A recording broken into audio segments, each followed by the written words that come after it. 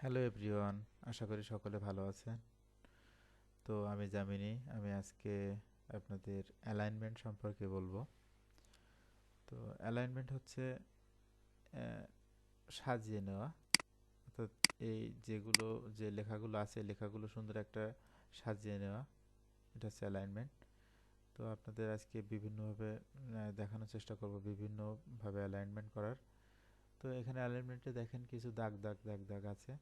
তো এটা হচ্ছে টপ, মিডিল, বটম, হুম, অ্যালাইনমেন্ট, আর লেফট, সেন্টার এবং রাইট অ্যালাইনমেন্ট। তো এগুলো করার জন্য কিভাবে কোনটা কিভাবে অ্যাপ্লাই করতে হয় সেটা আমি দেখানোর চেষ্টা করি। ঘরগুলো একটু বড় করে নেই। বড় করতে হলে আপনাদের উপরে কলাম যদি বড় করতে চান তাহলে কলামের যে ঘর আছে, এই যে কলামের পাশে যে দাগ আছে দাগে মাউস কার্সার নিয়ে গেলে ঠিক এই ধরনের একটা অ্যারো কি দেখা যাবে। তো এই অ্যারো কিতে একটু ক্লিক করে একটু টান দেবেন, তাহলে এটা হয়ে যাবে। তো এবং আপনি যদি এটা এই যে রোগুলো ফাঁকা করতে চান তাহলে রোগুলো করতে হলে আপনি এখানে ধরে দিতে পারেন, রোগুলো ঠিক হয়ে যাবে। তো এখন দেখেন আমি যেগুলো করছি এগুলো লেফটে আছে, তাই না? এগুলো লেফট থেকে আমি যদি সেন্টার নিতে চাই তাহলে আমি সবগুলো মার্ক করে অথবা যে ঘরটাতে আমি সেন্টার নিতে চাই সেটা সেন্টারে নিতে পারবো। আর এখানে দেখেন টপ, মিডিল এবং বটন আছে। আমি যখন এই ঘরটাকে বড় করছিলাম তখন দেখেন এই ঘরের লেখাটা নিচে নিচে চলে আসছে। তো আমরা চাচ্ছি যে লেখাটা মাঝ বরাবর আসুক, কিন্তু লেখাটা তো মাঝ বরাবর আসছে না। আমি যদি এই সেন্টার দিই দেখেন নিচেই থাকবে, উপরে যাবে না। তো এর জন্য এই যে মাঝ বরাবর মিডিল অ্যালাইনমেন্ট এখানে দিলেন, মিডিলে চলে যাবে। টপে দিলে উপর থেকে শুরু হবে, অর্থাৎ আহ, উপর নিচে, উপর নিচের জন্য উপরের লাইনগুলো, আর লেফট রাইট সেন্টারের জন্য এই এই বতনগুলো, এই এই এই লাইনগুলো। এরপরে আসি, ধরুন আমি মার্চ লেখা বা এই লেখাগুলো এখানে পর্যাপ্ত জায়গা নেই, আমি চাচ্ছি যে মার্চ লেখাটা একটা ডট ডট ডট ডট আকারে আসুক। যেমন আমরা লিখি না সিরিয়াল নাম্বার, ধরুন আমি এখানে লিখি এসএন এসএন। কিন্তু এই ঘরটা আরেকটা জিনিস আপনাদের শেখায়, সেটা হচ্ছে আপনি এই ঘরটা যে কি পরিমাণ ক্লোজ করলে ওর নিকটে চলে যাবে এটা আপনাদের টেনে টেনে দেওয়া অনেক কষ্টকর, অনেক কষ্টসাধ্য। তো এর জন্য আপনারা এখানে মাউস কার্সার নিয়ে আসবেন, আনার পরে যে আরো কি আসবে, এই আরো কি আসার সাথে সাথে ডবল ক্লিক দেবেন, ডবল লেফট ক্লিক দিলে ওর মতো পর্যাপ্ত জায়গা নিয়ে রেডি হয়ে যাবে। কিন্তু মনে হচ্ছে কাজ হয়নি। হ্যাঁ, ওটাই সর্বোচ্চ, এই কারণে ওটা যাচ্ছে না।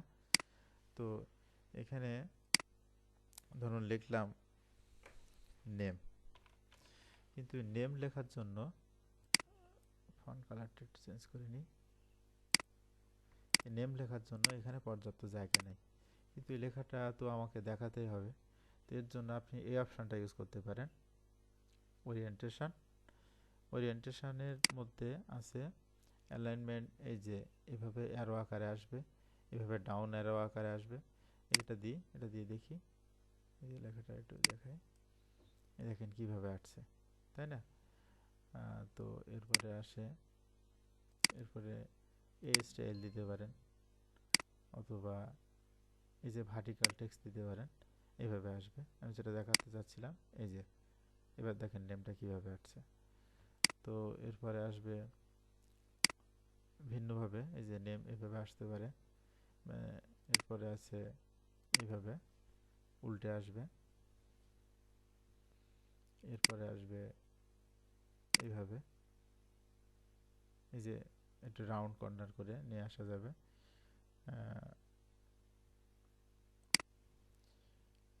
এরপরে আসি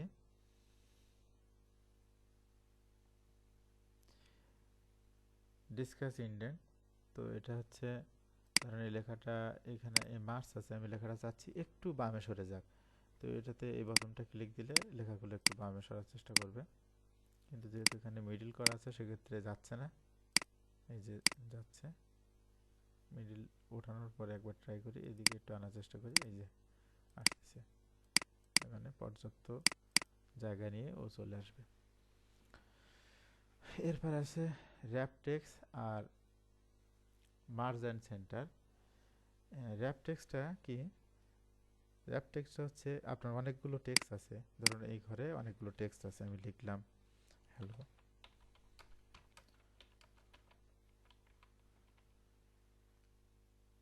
হুম,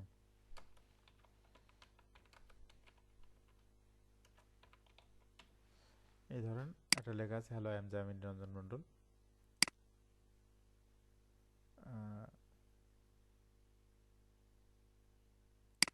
মণ্ডল বানানটা ভুল হয়েছে, যাই হোক লেখা কি লেখা আছে এটা বড় কথা না, ধরেন এই ধরনের একটা বড় লেখা আছে। তো লেখাটা দেখেন এখান থেকে যখন আমি ঘরে লিখছি তখন লেখাটা সরে এই পাশে চলে আসছে, কিন্তু এটা তো দরকার না, এভাবে তো আসলে হবে না। কারণ এই ঘরে আবার যখন থাকবে তখন এই লেখাটা হিডেন হয়ে যাবে। এই ঘরে যদি কিছু থাকে, ধরো গো দিলাম, দেখেন এই লেখাটা হিডেন হয়ে গেছে। তো এটার সমাধান হলো আপনি র্যাপ টেক্সট দেবেন, তাহলে লেখাটা একটা ঘরের মধ্যে চলে আসবে। ঠিক আছে? তো এরপরে ধরেন গো লেখাটা আছে, আপনি চাচ্ছেন যে এই ঘর, এই ঘর আর এই ঘরটা একসাথে থাক, একসাথে আসবে। তো এটা করার জন্য আপনি এই ঘরটা মার্জ করবেন, এই উপরের ঘর অথবা এই দুইটা ঘর একসাথে, ধরেন এখানে মোবাইল নাম্বার দিলাম, এই দুইটা ঘরে মোবাইল নাম্বার, ধরো এখানে আসবে মোবাইল নাম্বার, ধরো এই ঘরটায় মোবাইল নাম্বার,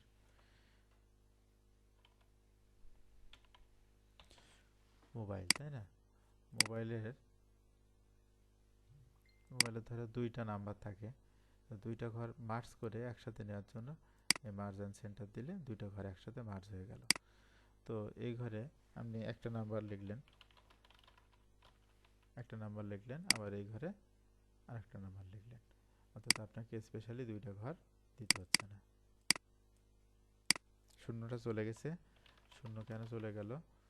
ওটা ফরম্যাটের কারণে, ওটা অন্য একটা ক্লাসে দেখাবো, অন্য একটা ভিডিওতে দেখানোর চেষ্টা করব জিরোটা কিভাবে রাখা যায়, জিরো কিভাবে নিয়ে আসতে হয়।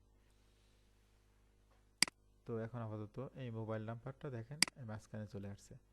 এবং মার্চের ব্যাপারটা অনেক ধরনের মার্চ আছে, সেটা দেখার জন্য এখানে আরও কি দিতে হবে, গিয়ে দেখেন কয় ধরনের মার্চ আছে। মার্চ অ্যান্ড সেন্টার আমরা সবসময় এটাই ব্যবহার করি।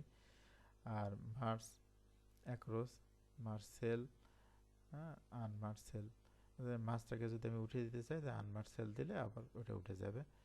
এবং রো মার্চ বা ইত্যাদি ইত্যাদি মার্চের জন্য এইভাবে আছে, কিন্তু মার্চ অ্যান্ড সেল এটাই ব্যবহার করাই সবচেয়ে বেস্ট, বাকিগুলো খুব একটা নাই আর কি, ব্যবহার করা লাগে না, মার্চ অ্যান্ড সেন্টার দিলে এনাফ। তো